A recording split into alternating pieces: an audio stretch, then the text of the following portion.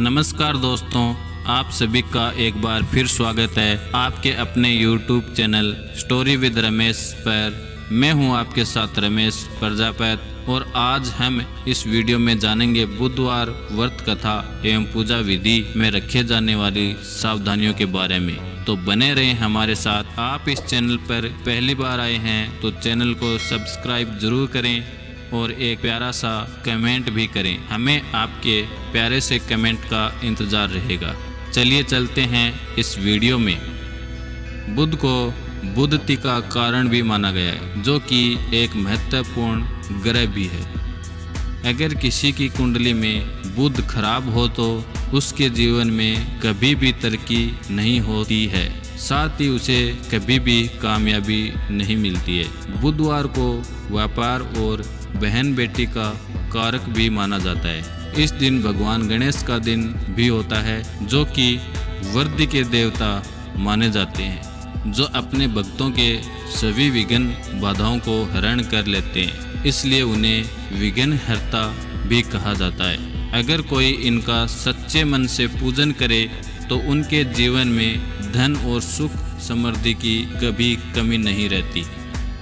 भगवान गणेश, जिन्हें विघ्नहर्ता भी कहा जाता है, उनकी पूजा अर्चना करने से जीवन के सभी दुख दूर हो जाते हैं। इस दिन व्रत रखने का भी विधान है। अगर कोई इस दिन सच्चे मन से गणेश जी की आराधना करता है तो उसके जीवन में धन और सुख समृद्धि की कभी कमी नहीं रहती। चलिए जानते हैं व्रत की सही विधि के बारे में। बुधवार व्रत की विधि। बुधवार व्रत की विधि के अनुसार व्रत वाले दिन सुबह उठकर स्नान आदि कार्य से निवृत्त होकर सबसे पहले आप भगवान के प्रतिमा के आगे बैठें। गणेश जी की पूजा करने से पहले संकल्प लें, क्योंकि किसी भी पूजा को शुरू करने से पहले संकल्प लेना आवश्यक है। सबसे पहले एक चौकी लेकर उस पर लाल कपड़ा बिछाएं। उसके बाद गणेश जी की प्रतिमा स्थापित करें। कुमकुम, अक्षत, घी और धूप बत्ती से गणेश जी का पूजन करें। ध्यान रहे कि अगरबत्ती का उपयोग ना करें, क्योंकि इसमें बांस का उपयोग किया जाता है, जो कि सनातन धर्म के अनुसार उचित नहीं माना जाता है। इसके बाद ओम गंगणसाय नमः का जाप कम से कम 108 बार करें। बुधवार व्रत में रखी जाने वाली सावधानियाँ। बुधवार व्रत में कुछ सावधानियां रखी जाती हैं, जिनसे भगवान गणेश आप पे कृपा बरसाते रहें। गणेश जी की पूजा में तुलसी का प्रयोग न करें। गणेश जी की पूजा में टूटे और गीले चावल का उपयोग न करें, नहीं तो आपको गणेश जी के क्रोध का सामना करना पड़ेगा। आइए अब चलते हैं बुधवार के व्रत की कहानी में। पौराणिक ग्रंथों में बुधवार के व्रत की कथा कुछ इस प्रकार है। बहुत समय पहले की बात है कि एक साहूकार का नया नया विवाह हुआ था।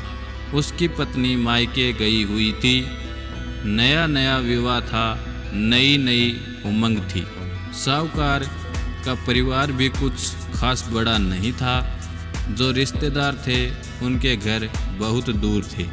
अब साहूकार को अकेलेपन खाया जा रहा था। उससे रहा ना गया और साहूकार जा पहुंचा अपने ससुराल।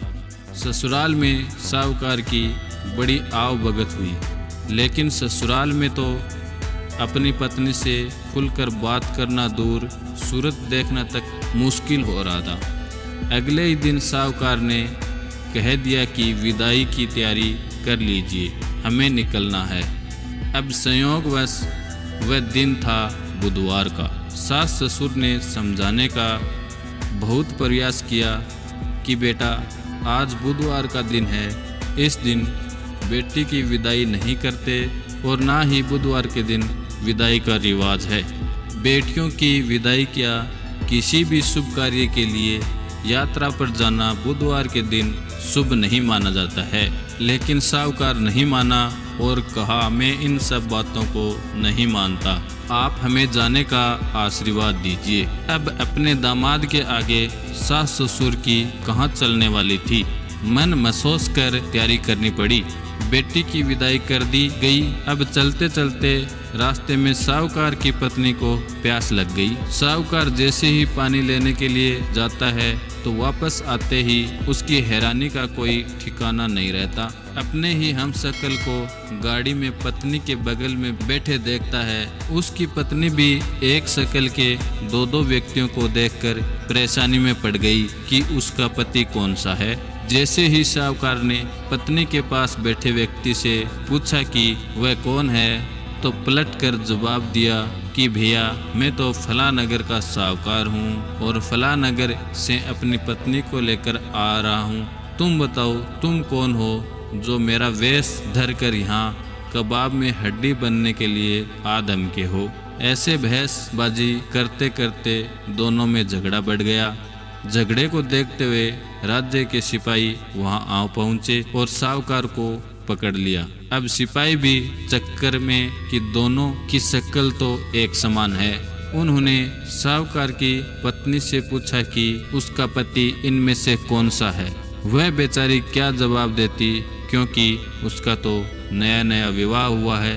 तब साहूकार ने हाथ जोड़ लिए और भगवान से विनती करने लगा कि हे भगवान, ये आपकी क्या माया है। तभी आकाशवाणी हुई कि हे मूर्ख, याद कर कुछ देर पहले तूने ही अपने सास ससुर की आज्ञा न मानकर भगवान बुद्ध का अपमान किया और बुधवार के दिन तू अपनी पत्नी को लेकर चल पड़ा, जबकि तुझे इस दिन गमन नहीं करना चाहिए था। ये स्वयं बुद्ध देव हैं जो तुम्हें सबक सिखाने के लिए तुम्हारे वेश में हैं। तब साहूकार ने कान पकड़कर माफी मांगी और आगे से कभी ऐसा न करने का वचन किया और बुधवार को नियम पूर्वक व्रत पालन करने का संकल्प किया। तभी से बुधवार व्रत कथा में संकल्प लिया जाता है। तब जाकर साहूकार के रूप में प्रकट हुए बुद्ध देवता अंतर्ध्यान हुए और साहूकार अपनी पत्नी को लेकर घर जा सका। इस घटना के पश्चात साहूकार और उसकी पत्नी दोनों नियमित रूप से बुधवार का व्रत पालन करने लगे। मान्यता है कि जो भी व्यक्ति इस कथा को कहता है या सुनता है या फिर पढ़ता है तो उसे बुधवार के दिन यात्रा करने से किसी तरह का कोई दोष नहीं लगता और समस्त सुखों की प्राप्ति होती है। बुध ग्रह की शांति और सर्व सुख की इच्छुक स्त्री पुरुष बुधवार के इस व्रत को कर सकते हैं। ज्ञान, बुद्धि, कार्य, व्यापार आदि में उन्नति के लिए भी बुधवार का व्रत बेहद शुभ और फलदायी माना जाता है। बुधवार के दिन बुद्ध देवता के साथ साथ भगवान गणेश जी की पूजा का विधान भी है। धार्मिक मान्यताओं के अनुसार विघ्न विनाशक गणेश जी को लाल रंग बहुत प्रिय है। ऐसे में आप उनको लाल रंग के फूल चढ़ा सकते हैं। उनकी पूजा में आपको गुड़हल, लाल गुलाब का फूल अर्पित करना चाहिए। इसके अलावा आप उनको गेंदे का फूल भी अर्पित कर सकते हैं। श्रोताओं, ये थी आज की कहानी। आशा करते हैं आज की ये वीडियो आपको ज़रूर पसंद आई होगी। आप चाहते हैं कि बुद्ध देवता आपके सभी कार्य पूर्ण करें, तो इसके लिए आपको ये कहानी अवश्य सुनना चाहिए और अन्य लोगों को भी सुनाना चाहिए। जाते जाते हमें बताइए कि आपको वीडियो का कौन सा पार्ट अच्छा लगा। चैनल को सब्सक्राइब जरूर कर लें, क्योंकि इस चैनल पर सीखने के लिए बहुत कुछ है। फिर मिलते हैं किसी रोचक और ज्ञानवर्धक कहानी में। तब तक हंसते रहें, मुस्कुराते रहें।